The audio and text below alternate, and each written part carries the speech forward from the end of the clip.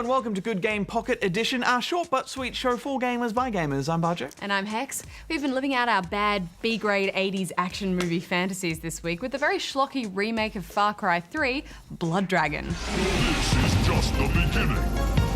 Prepare yourself.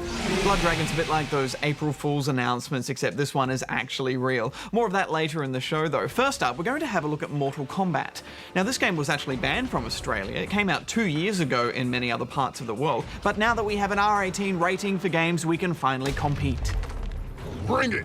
We can't show you the full extent of the gore in this game, but it is bigger, bolder, and more brutal than ever. Fear me. I know how happy you were to get your hands on this almost mythical game, Barjo. Yeah, I was pretty excited the first time I booted this up, and I do feel like I missed the boat a little bit because it is 2 years old in the grand scheme of things, but it just feels so familiar and new at the same time. This fight will be your last. It's still a top-notch fighter, really well balanced, although I have to say, seeing Mortal Kombat's trademark gore and high definition can be quite affecting. So first, Baraka jabs his blade arm thing into his opponent like so, and then lifts him up like this. And he spins him around like a helicopter. Spins him around like a helicopter. And then he lifts this other arm so that he chops all the individual pieces of his body off one by one, leaving just a bleeding torso, which he then throws on the ground, and there's lots of sort of blood around the place. It's quite violent. Yeah, it's a mixed bag, isn't it? Half of them are great and half of them are kind of there for the sake of it. I think if you're going to do fatalities, which, you know, are a part of the Mortal Kombat lore, and it's what set it apart from all the other fighters back in the day, if you are going to do those fatalities, they need to be creative and about the character and some way related to that, not just simply ripping bodies apart. And my only other criticisms are really in the presentation, which is a bit laggy due to online stuff, and trying to get a match online was pretty spotty with lots of dropouts. I hope the online stuff does improve over time because it is pretty bad, but I had a great time with this. It's Mortal Kombat as I remember it with a fresh coat of paint, so I gave it 8.5 out of 10 rubber chickens. I love some of those crazy modes like the 4-player tag team. I gave it 8. Next up, something spooky, Slender the Arrival. Slender the Arrival is a sequel to the original Slender, a purposely eerie game based on the meme of Slender Man. Armed with only a flashlight, you explore a series of seemingly abandoned areas to complete a number of different objectives, all while avoiding staring into the soulless face of Slender. No! And this is a game best played with the lights off and a good set of headphones to really make use of that sound design. No, no, no, no, no, no, no, no, no, no, no. What does he want? There's some good scares here. I gave it 7.5 out of 10. Yeah, I think it provides a satisfying follow-up to fans of that first cult hit. I had to take de-stressing breaks between stages, Barjo. I gave it 7. Next up, Motocross Madness. This is an Xbox Live arcade version of an old Microsoft classic from 1998, but it's been totally revamped to bring it into the 2010s. There's wild drifting, frenzied boosting, and big air stunts, all performed with your live avatar as the bike rider, which is a nice touch. There's XP and coins and upgrades and customization options, and even some free roaming where you can explore the maps off-road.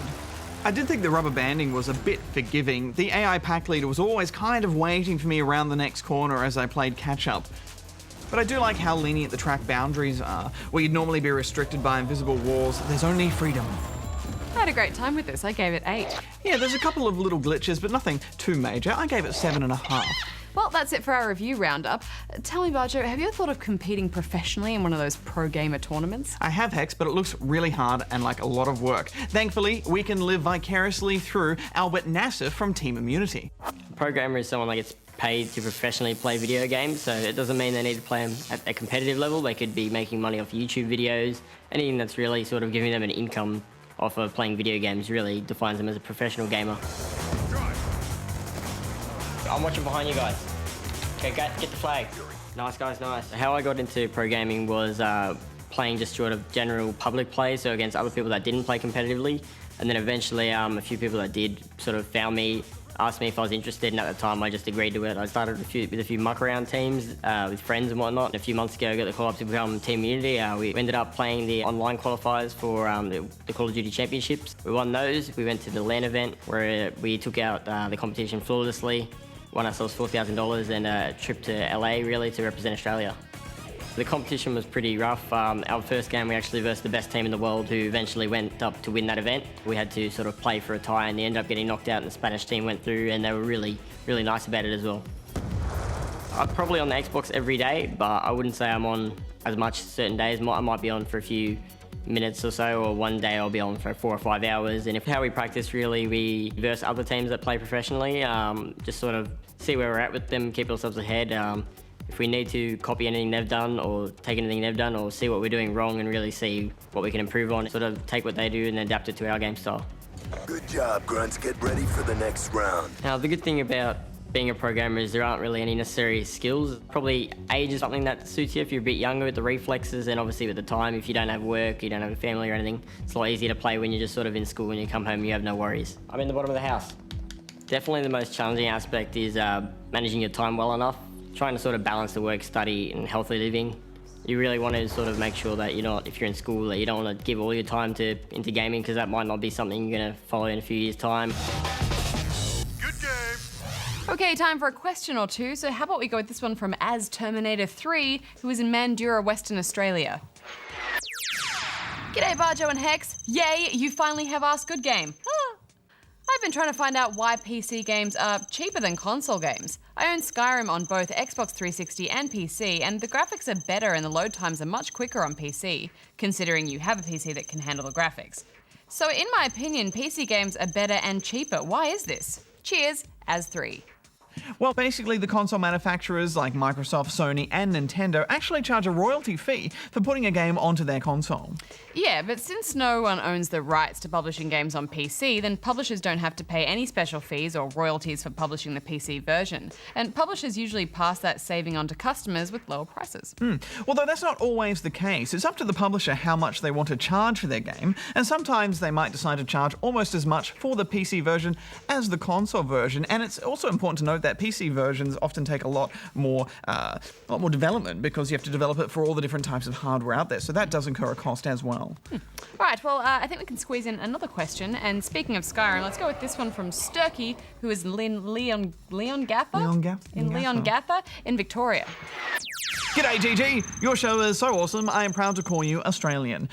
Okay, my question is it true there will be a Skyrim DLC coming up called Redguard? Keep up the good work. Well, thanks, Sturkey, but sorry to say that is not true. There were rumours swirling around that the next piece of Skyrim DLC was going to be called Redguard, but Bethesda recently announced that there will be no more major DLC packs for Skyrim. There will still be minor updates, but Dawnguard, Hearthfire, and Dragonborn are it in terms of significant expansions. Yeah, apparently they're moving all of their resources onto their next big project, which is presumably either a next-gen Fallout or Elder Scrolls, and either of those sounds pretty good to me. Fallout especially. Elder Scrolls? Fallout. Elder Had Scrolls? enough Elder Scrolls. Fallout. Fallout's time to shine. Indeed. But yes, I think it's time for your review now, Hex. And this week, I think we should do Injustice Gods Among Us because it has Batman in it, and I'm playing it every night and I want to talk about it. Oh, that's no fine arguing, with Hex. me. No arguing. This is what we're going to do. And, you know, it's almost universal acclaim. I can't see any negative reviews here, really. Well, actually, there's this one from Kevin, who says, too much crap, 3 stars. It's not a valid criticism, so I'm just going to alert the moderator on that one.